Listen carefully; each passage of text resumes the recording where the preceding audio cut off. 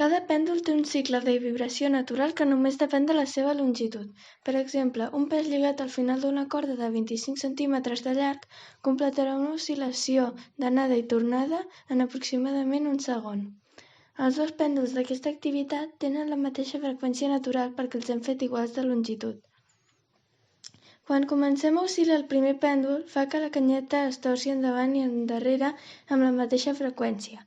Cada vegada que el primer pèndol completa un cicle de gronxador, la canyeta que gira dona al segon pèndol una petita empenta. Com que la canyeta empenya amb el mateix ritme que la freqüència natural del segon pèndol, el pes oscil·la progressivament cada vegada amb més alçada a cada petita empenta.